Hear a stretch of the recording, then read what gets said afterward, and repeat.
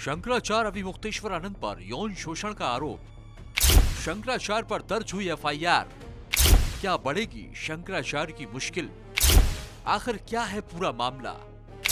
मामले पर अभिमुक्तेश्वरानंद की सफाई। एक ऐसा विवाद जिसकी शुरुआत प्रयागराज माघ मेले से होती है। ज्योतिष पीठ के शंकराचार्य स्वामी अभिमुक्तेश्वरानंद सरस्वती को स्नान करने से रोका जाता है। प्रशासनिक कारणों की वजह से उन्हें स्नान की अनुमति नहीं दी जाती। बस यहीं से एक विवाद तूल पकड़ता है। स्वामी अभिमुक्तेश्वरानंद ने इस मुद्दे पर उत्तर प्रदेश के मुख्यमंत्री योगी आदित्यनाथ पर भी तीखी टिप्पणी करते हुए उन्हें 40 दिन में खुद को हिंदू साबित करने की चुनौती भी दी थी।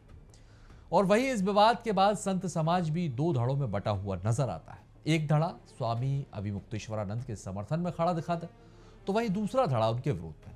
विरोध करने वालों में प्रमुख नाम है आचार्य रामभद्राचार्य का। जी हाँ, जो कि जगत गुरु हैं।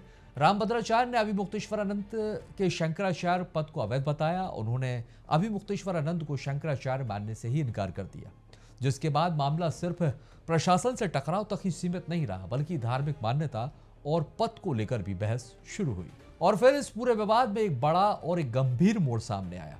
दरअसल रामभद्राचार्य के एक शिष्य आशुतोष ब्रह्मचारी ने स्वामी अभिमुक्तेश्वरानंद पर यौन उत्पीड़न के आरोप लगाते हुए अदालत में एक याचिका दायर कर दी। मेरे साथ चलिए, वहाँ पर जो स्विमिंग पूल दिखाऊंगा, वह कमरा दिखाऊंगा जिसमें ये ऐसे करते हैं, वहाँ सखियां रखते हैं, वहाँ बच्चों का कुकर्म करते हैं। सारे एविडेंस वहाँ पे हमारे बच्चों ने छुपा के रख रखे हैं, उसको विवेचना पुलिस के द्वारा निकाल के लाएंगे। आज वह साबित हो गया है, माननीय न्यायालय ने मान लिया है कि कोई झूठा आरोप नहीं है।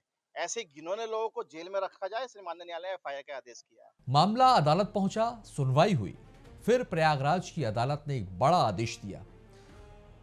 शंकराचार्य अभिमुक्तेश्वरानंद पर एफआईआर दर्ज की जाए और जांच शुरू की जाए।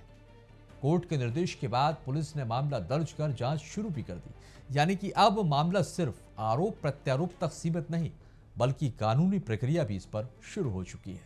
और अब बात करते हैं स्वामी अभिमुक्तेश्वरानंद की प्रतिक्रिया की। यानी कि स्वामी अभिमुक्तेश्वरानंद ने इन आरोपों को पूरी तरह से फर्जी बताया। उनका यह कहना है कि उनके खिलाफ झूठा मुकदमा दायर किया गया और सच्चाई जल्द सामने आएगी। उन्होंने अदालत से अपील की है कि इस मामले में देरी ना हो, जल्द से जल्द कार्रवाई शुरू हो। जब मुकदमा दर्ज होगा तभी तो उसमें आगे की जो प्रक्रिया है जांच की, गवाही की, वो सब पूरी हो सकेगी। तभी तो जो फर्जी मुकदमा बना करके हमारे ऊपर दायर किया गया है उसकी सच्चाई सबके सामने आएगी। तभी ऐसा काम करने वाले जो लोग हैं वो दंडित हो सकेंगे। तो इसलिए आवश्यक है, हम यही कहना चाहेंगे कि न्यायालय लंबा समय न लगाते हुए इस पर थोड़ी सी द्रुत गति से काम करे, क्योंकि बहुत सारे लोगों की निगाह इस पर लगी रहेगी। तो जल्दी से जल्दी इस पर गवाही साखी करे और निर्णय करे। जो गलत है वो तो गलत ही है, जो फर्जी केस बनाया है वो तो फर्जी ही सिद्ध होना है। अब इतना ही नहीं, आरोप लगाने वाले आशुतोष ब्रह्मचारी को अभिमुक्तेश्वरानंद ने आड़े हाथों लिया और कहा कि आरोप लगाने वाला व्यक्ति खुद हिस्ट्री शीटर है। उसका नाम कई मामलों में दर्ज है। जिस व्यक्ति ने लगाया है वो खुद हिस्ट्री शीटर है। उसकी पूरी हिस्ट्री शीट शामली जिले के कांदला थाना में दीवार के ऊपर जो हिस्ट्री शीटरों का नाम लिखा हुआ है उसमें 34 नंबर पे उसका नाम लिखा है। ऐसा हमको बताया, लोगों ने फोटो भी दिखाया उस दीवार का। वहां पर जो रजिस्टर रखा है उसमें HS नंबर 76A उस व्यक्ति का नाम लिखा है। जाने कितने लोगों के ऊपर फर्जी मुकदमा डाल करके और उनको उगाही करना, यही उसका काम है। यहां तक कि उन्होंने कहा है कि हम सामना करेंगे, हम योगी आदित्यनाथ थोड़ी ना है, अपने ऊपर से जो आरोप हटवा लें। कोई इसमें बाधा नहीं है। ये बिल्कुल उचित है, जो प्रक्रिया है उसका पालन किया जाना चाहिए और हम लोग न्यायालय में जो बाधा आ रही है उसको फेस करेंगे। ऐसी क्या बात है, हम थोड़े आदित्यनाथ हैं कि हमारे ऊपर का मुकदमा हटवा लो। स्वामी अभिमुक्तेश्वरानंद ने यह भी कहा कि मैं गौ माता के लिए लड़ाई लड़ रहा हूं, आप मुझे कैसे चुप करा लोगे। यानी कि उनका साफ कहना है कि उन्हें फंसाने की कोशिश की जा रही है। गौ माता के लिए निरंतर हम लोग आगे बढ़ रहे हैं, बिना डरे बिना भय खाए, और बढ़ते रहेंगे। आप कैसे चुप करा लोगे। अब आपके मन में सवाल यह होगा कि आगे क्या होने वाला है। देखिए, एफआईआर दर्ज हो चुकी है, अब पुलिस जांच करेगी। जांच में क्या होगा? आरोप लगाने वालों के बयान, सबूतों की जांच और संबंधित लोगों से पूछताछ, और यदि जरूरत पड़ी तो आरोपियों से भी पूछताछ की जाएगी। और अगर जांच में आरोप सही पाए जाते हैं तो कानूनी कार्रवाई बेहद सख्त हो सकती है। लेकिन अगर आरोप गलत साबित होते हैं तो शिकायतकर्ताओं पर भी कार्रवाई संभव है।